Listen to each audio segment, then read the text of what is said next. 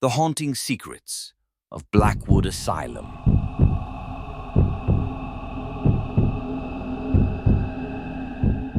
Part 1. The Dare. The wind howled through the skeletal remains of Blackwood Asylum, a long-abandoned psychiatric hospital hidden deep in the woods. For decades, it had been sealed off, its dark past buried under layers of dust and decay. No one dared to go near it, until tonight. Ethan, Mark, and Lisa stood at the rusted front gates, flashlights in hand. "This place gives me the creeps," Lisa muttered, hugging her arms. Mark smirked. "That's the point. A haunted asylum? Perfect for our ghost hunting channel." Ethan wasn't convinced. There were rumors about Blackwood, stories of patients vanishing, staff members going insane, and an unsolved mass disappearance that left the place empty overnight. "I don't know, man," Ethan said. "There's a reason they locked this place up." Mark rolled his eyes. "Scared already?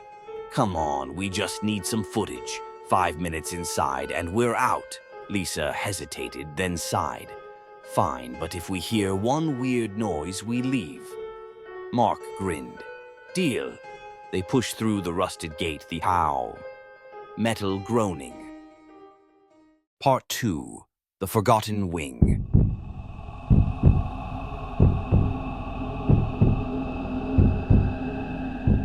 The front doors of Blackwood Asylum stood slightly ajar, as if inviting them in. Ethan hesitated. Wasn't this place supposed to be sealed shut? Mark shrugged. Maybe other explorers got here first. Lisa glanced around nervously. Then where are they? No one answered. They stepped inside, their flashlights slicing through the darkness. The air was thick with dust, carrying a faint, rotting stench. The walls were lined with peeling paint, and the floors creaked beneath their feet. Mark held up his phone, recording. "All right, guys. Welcome to the most haunted asylum in the state. Rumor has it, back in 1952, an entire floor of patients vanished overnight. No bodies, no explanation." Lisa shuddered. "Great, love that." They moved deeper inside. Old wheelchairs and gurneys sat abandoned in the halls. Faded patient files littered the floor, the names too smudged to read. Then, a sound, a metallic clang. Ethan's breath caught. What was that? Lisa spun around, shining her flashlight at the hall behind them. Nothing. Mark grinned. "Probably just a rat." Then the PA system crackled to life. A warped, static-filled voice whispered through the old speakers. "You shouldn't be here." Lisa gasped. "What the?" Ethan's hands shook. "That's impossible. There's no power here." Then the overhead lights flickered, just once, and a shadow moved at the end of the hall. Mark's camera was still rolling. His voice dropped to a whisper. "Did you see that?" Lisa grabbed his arm. "We need to go. Right now." But then, bang. The door they entered through slammed shut, and the hallway behind them changed. The peeling walls looked new. The dust was gone. The broken gurneys were upright, clean, as if the asylum had never been abandoned. Footsteps echoed from around the corner. Not just one pair, many. And a distant voice, cold, emotionless, calling their names. Lisa's breath hitched. "How does it know our names?" Ethan turned to Mark. "Tell me you got that on camera." But Mark just stood there, staring at his screen. His face had drained of all color. The footage. His voice was barely a whisper.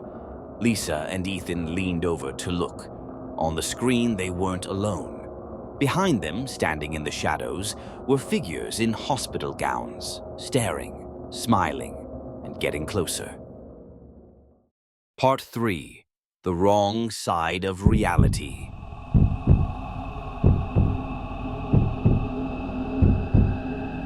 Lisa screamed and spun around, her flashlight darting wildly over the hall behind them. Nothing. No figures, no eerie smiles, just the same cold, empty asylum. But Mark's phone was still recording. He held it up, his hands shaking. The figures were still there on the screen, closer now, their gaunt faces twisted in unnatural grins. Ethan grabbed his arm. "Mark, turn it off! Turn it off!" Mark fumbled with the phone, but as soon as he did, the PA system crackled again. "You came for the truth." A long, painful screech followed, like metal scraping against metal. Then the hallway ahead shifted again. The gurneys lining the walls were now occupied. Lisa clamped a hand over her mouth. The beds were filled with patients, silent, unmoving, but their eyes followed them. Ethan backed away. "This isn't real. It can't be real." Lisa turned to Mark. "We need to get out of here. Now!" But Mark wasn't listening. He was staring at his phone, his mouth open in silent horror. His live stream was still running, and the comments were flooding in. "Who's that standing behind you? Are those real patients?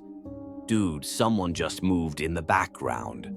Run. Now." Then a final message appeared. "You can't leave." Lisa's heart pounded. "Mark, is someone watching this?" Mark gulped. "It's not a viewer. It's the asylum." The overhead lights buzzed loudly, and then everything went dark, pitch black, silence. Then a slow, deliberate footstep. Right behind them, Lisa felt breath on her neck. A whisper, soft and distorted. "Stay with us." A cold, bony hand gripped her wrist, and then the screaming started. Part 4. Nowhere to Run.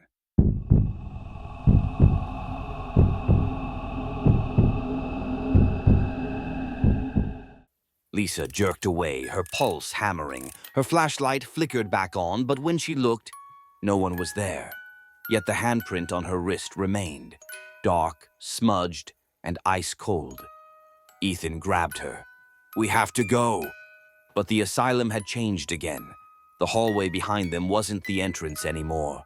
It stretched endlessly, doors lining both sides, some slightly open, revealing movement inside. Lisa's breath hitched. "This isn't where we came in." Mark's voice was hoarse. "It's keeping us inside." The PA system crackled. "We never left. You won't either." The doors swung open all at once. Inside each room, patients stood, thin, skeletal, their hollow eyes locked onto the intruders. Then they stepped out, not running, walking, slowly, surely, coming for them. Mark bolted. "Run!" The three took off down the endless corridor, their footfalls echoing as the figures closed in. Ethan spotted a stairwell up ahead. "There!" They flung themselves inside, racing downward. But the staircase spiraled endlessly, descending deeper and deeper into the asylum's impossible layout. Lisa gasped between breaths. "Why? Does it keep going?" Then Ethan stopped cold. At the bottom of the stairwell stood a door, a pristine door. Unlike the rotting asylum, this one looked untouched. New, waiting. A sign above it read, "Dr. Everett's office. Do not enter." Mark's voice was barely a whisper. "Everett? Wasn't he?" Before he could finish, the PA hissed again. "Come inside, we'll show you the truth." Lisa stepped back. "No way. No way we're going in there." Then, bang. The stairs behind them collapsed into darkness, and the figures were right there at the top, watching. They had no choice. Ethan swallowed hard. "We go in." Mark reached for the handle, and as soon as he turned it, the door pulled them inside. Part 5. The Forgotten Experiment.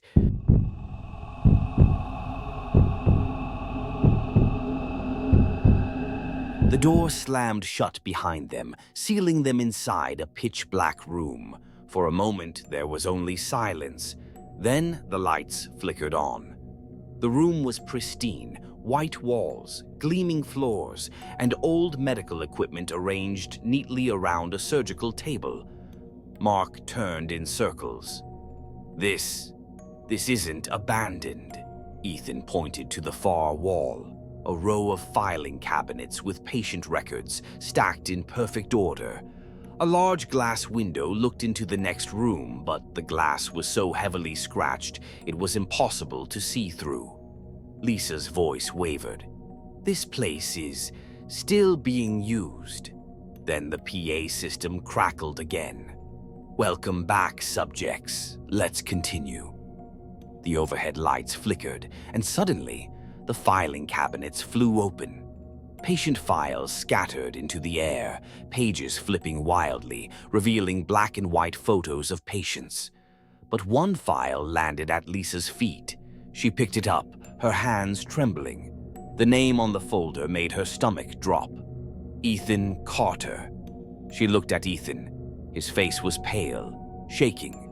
Slowly, he reached down and opened it. Inside, a photo of himself, taken in this very room, except he looked different. His eyes were hollow, blank. He was wearing a hospital gown. Lisa covered her mouth. "Ethan," Ethan staggered back. "No, this isn't real." Mark grabbed another file from the floor. His hands went numb when he saw the name, Mark Reynolds.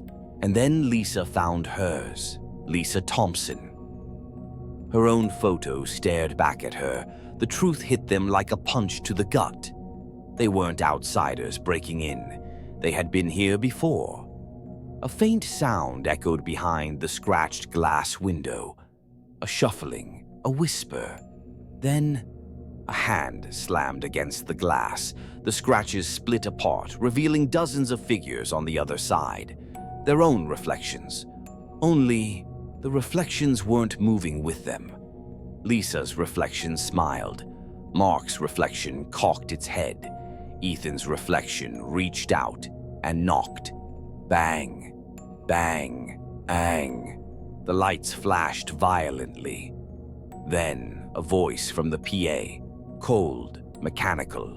"Treatment complete. Subjects may return to their rooms."